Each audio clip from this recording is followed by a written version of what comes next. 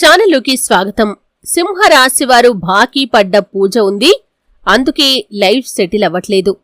అయితే సింహరాశి వారి యొక్క గోచార ఫలితాలు ఏ విధంగా ఉన్నాయి, వారి లైఫ్ సెటిల్ కాకపోవటానికి కారణం ఏంటి, వారు బాకీ పడ్డ ఆ పూజ ఏంటి, ఆ పూజను ఏ విధంగా చేయాలి, ఆ పూజ చేసిన తర్వాత మీ యొక్క జీవితంలో ఎటువంటి మార్పులు మీరు చూస్తారు, ఈ పూర్తి వివరాలు అన్నీ కూడా ఈ రోజు ఈ వీడియోలో వివరంగా తెలుసుకుందాం. వీడియోలోకి వెళ్లే ముందు మా చిన్న రిక్వెస్ట్ ఏంటంటే, ఇంతకు ముందు కనుక మా ఛానల్ ని మీరు సబ్స్క్రైబ్ చేసుకోనట్లయితే సబ్స్క్రైబ్ చేసుకోండి. అలాగే పక్కనే ఉన్న గంట సింబల్ మీద ఆల్ అప్డేట్స్ ని క్లిక్ చేయండి. అప్పుడే మేము అప్లోడ్ చేసే ప్రతి వీడియోకి మీకు నోటిఫికేషన్ అనేది వస్తుంది. శ్రీ మైసమ్మ తల్లి జ్యోతిష్యాలయం. మీకు ఎటువంటి సమస్యలు ఉన్నా అమ్మవారి ముందు ప్రత్యేకంగా గవ్వలు వేసి జ్యోతిష్యం చెప్పబడును. భార్యాభర్తల సమస్యలు, కుటుంబ సమస్యలు, ప్రేమించిన వారు దూరం కావటం, డబ్బు సమస్యలు, వ్యాపారంలో నష్టం రావటం, అనుకున్న పనులు కాకపోవటం, కోర్టు సమస్యలు, సంతానం లేకపోవటం, ఇంకా ఎటువంటి సమస్యలు ఉన్నా దూరంలో ఉన్నవారికి కూడా ఫోన్ ద్వారా జ్యోతిష్యం చెప్పబడును. స్త్రీ పురుష వశీకరణం చేయబడును. తీరని సమస్యలకు ప్రత్యేకంగా పూజలు కూడా చేయబడును. ఇక వివరాల్లోకి వెళ్తే కనుక మఖ 1, 2, 3, 4 పాదాలు, పూర్వ ఫాల్గుని 1, 2, 3, 4 పాదాలు మరియు ఉత్తర ఫాల్గుని 1వ పాదంలో జన్మించిన వారు సింహరాశి వారిగా పరిగణించబడతారు. ఇది రాశి చక్రంలో 5వ రాశి. ఈ రాశికి అధిపతి సూర్యుడు. సింహం అంటే జంతు సామ్రాజ్యానికి రాజు. సింహంలాగే ఎప్పుడూ నాయకత్వ లక్షణాలను కలిగి ఉంటారు. అలాగే రాజకీయ నాయకులుగా ఎదిగే అవకాశాలు చాలా ఎక్కువగా ఉంటాయి. ఏ రంగంలో అయినా సరే నాయకులుగానే ఉంటారు. క్రమశిక్షణకు, ఆరోగ్యానికి, సమయ పాలనకు కూడా అధిక ప్రాధాన్యతను ఇస్తూ ఉంటారు. ఆత్మాభిమానం చాలా ఎక్కువగా ఉంటుంది. ఆత్మాభిమానాన్ని దెబ్బతీస్తే మాత్రం అస్సలు సహించలేరు. అయితే సింహరాశి వారు ఎవరైతే వారి యొక్క లైఫ్ సెటిల్ కావటం లేదని భావిస్తున్నారో వారు బాకీ పడ్డ పూజ ఒకటి ఉంది. ఆ పూజను కనుక మీరు పూర్తి చేశారంటే మీ జీవితంలో మీరు అన్ని విజయాలనే పొందుకుంటారు. అలాగే కెరియర్ పరంగా అద్భుతమైన అవకాశాలు వస్తాయి. లైఫ్ ఖచ్చితంగా సెటిల్ అవుతుంది. అది వ్యాపారస్తులకి కావచ్చు, ఉద్యోగస్తులకి కావచ్చు, ఏ పని చేస్తున్న వారికైనా కానీ వారి యొక్క లైఫ్ సెటిల్ కావటానికి వారు బాకీ పడ్డ పూజ ఉంది. ఆ పూజను కంప్లీట్ చేశారంటే ఖచ్చితంగా మీ జీవితంలో శుభ ఫలితాలనైతే మీరు చూస్తారు.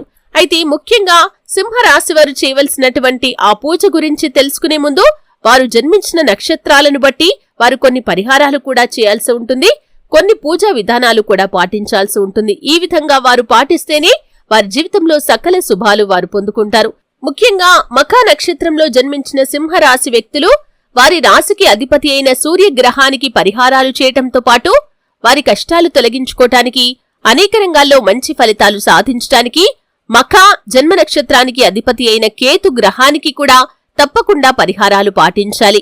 కేతువు యొక్క బీజ మంత్రాన్ని ప్రతి మంగళవారం, ప్రత్యేకించి కేతుకాలం యమగండ కాలంలో అంటే ఉదయం 9 గంటల నుండి 10 గంటల 30 నిమిషాల మధ్యలో 19 సార్లు పఠించాలి. ఈ విధంగా చేస్తే మీరు కేతువు యొక్క అనుగ్రహాన్ని పొందుకుంటారు.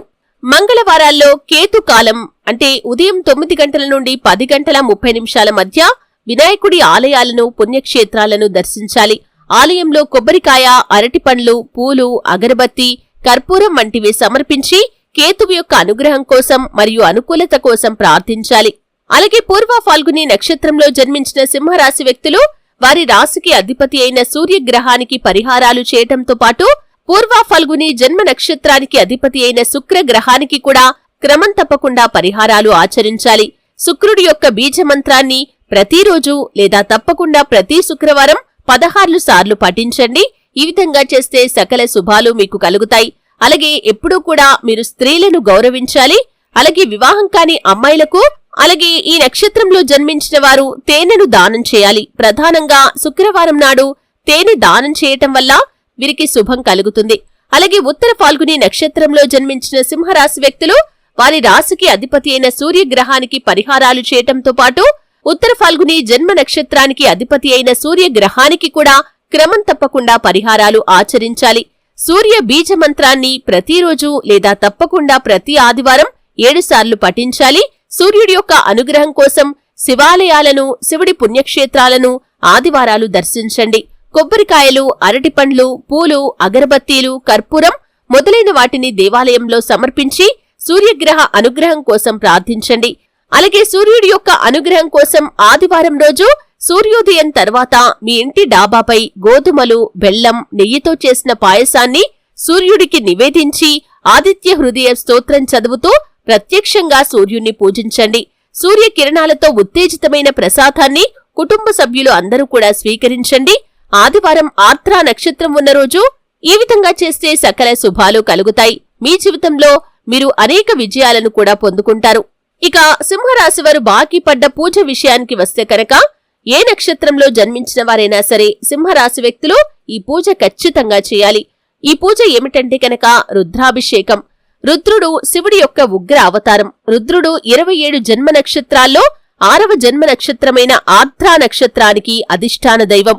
ఆర్ద్రా నక్షత్రంతో పాటు కుజగ్రహానికి, కేతుగ్రహానికి, శనిగ్రహానికి, కొంతవరకు రాహుగ్రహానికి కూడా రుద్ర ఇతర దేవులతో పాటు ఒక అధిష్టాన దైవం.